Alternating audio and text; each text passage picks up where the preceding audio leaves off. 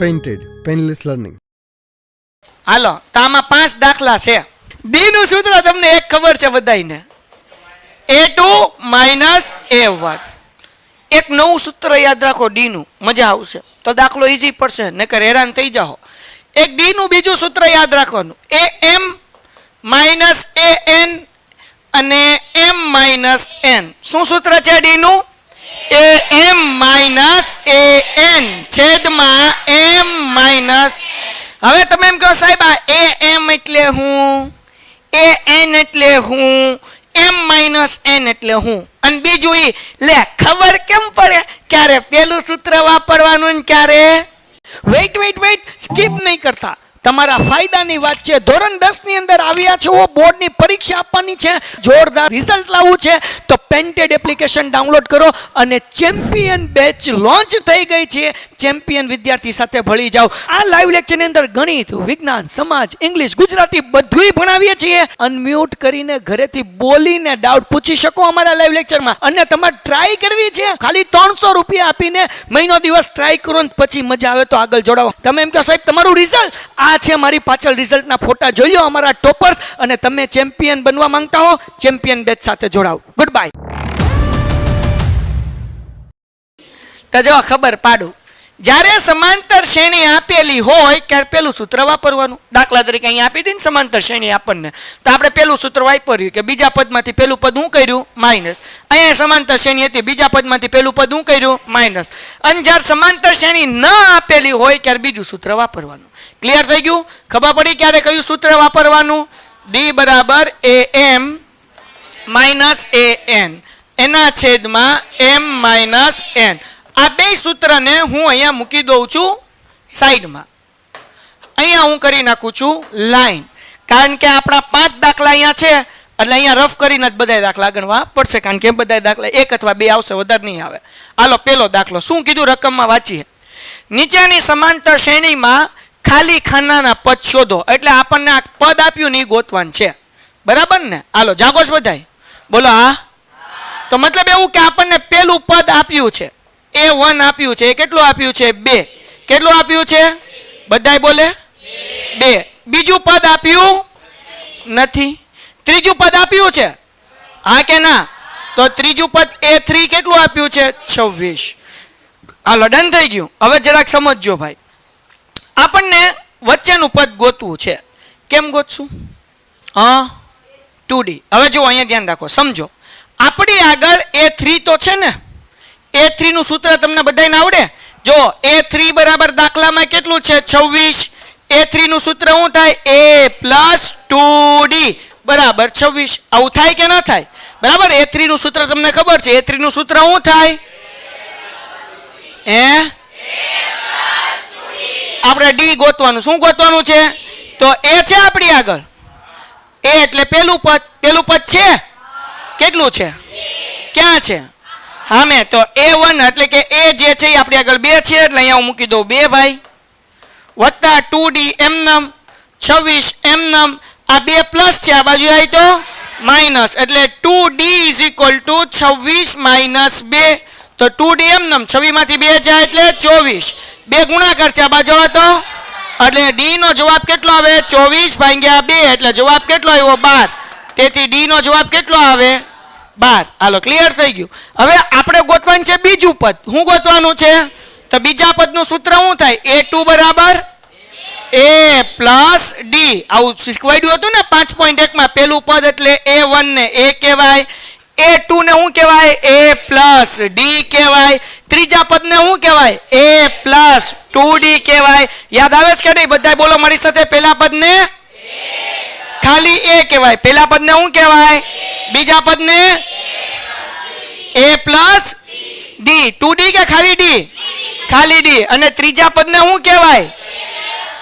આવું આપણે સ્વાધ્યાય 5.1 માં શીખ્યા. જે લોકોને યાદ ન હોય 5.1 ના વિડીયોઝ બધાય જોયા આવે. જે જગતની માલિપા બેઠા એ લોકોય તે, જગતની આ પાલિપા બેઠા એ લોકોય તે. એટલે યાદ રાખજો બધું. હાલો બીજું પદ એટલે a + d. એ આપણી આગળ છે 2 છે કે નહીં? d આપણી આગળ કેટલું છે? 12. તો 12 માં 2 ઉમેરો એટલે કેટલા થાય? 14. કેટલા થાય? હાલો આ મળી ગયું. ઓકે. હવે આ એક રીત હતી, આ ડી ગોતવાની આવડી આ રીત.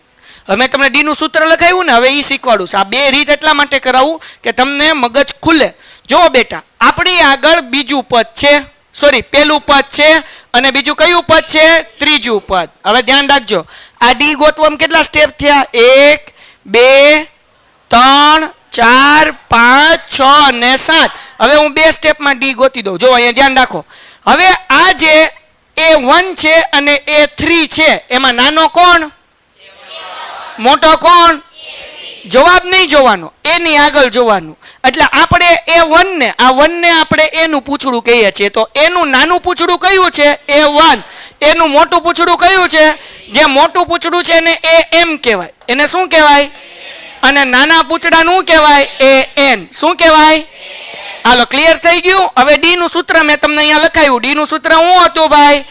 AM માઇનસ AN છેદમાં M માઇનસ, હાલો N M માઇનસ N.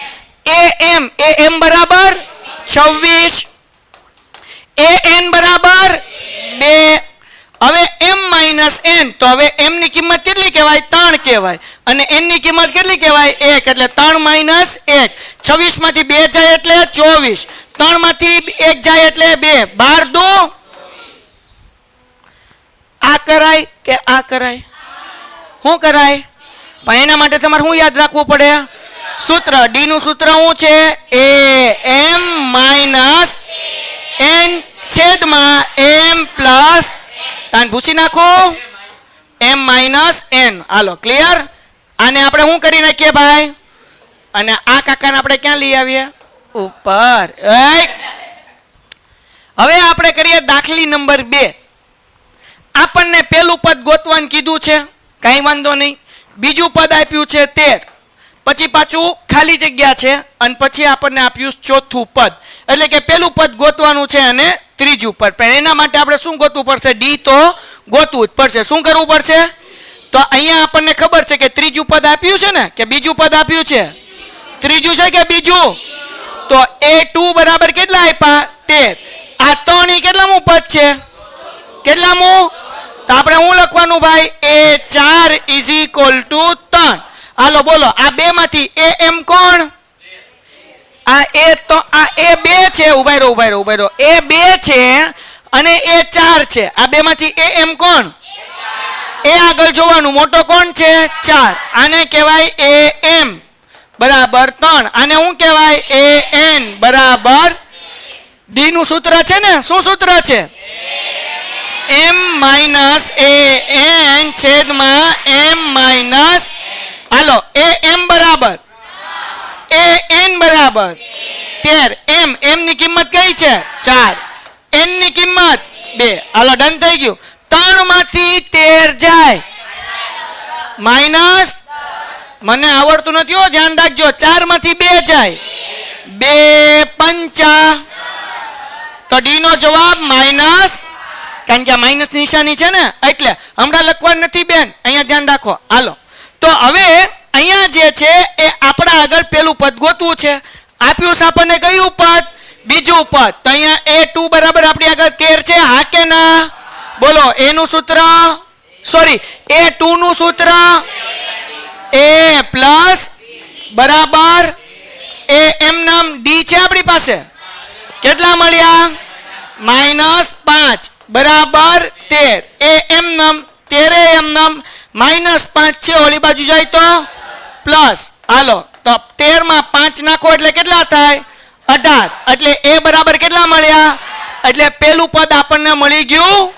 તો આપણે લખી નાખીએ, તેથી A1 બરાબર 18. હવે કેટલામું પદ ગોતવાનું છે? બોલો. ત્રીજું. ત્રીજા પદનું સૂત્ર શું થાય? A વત્તા 2D. A કેટલા છે? 18 વત્તા 2M નામ D કેટલા છે?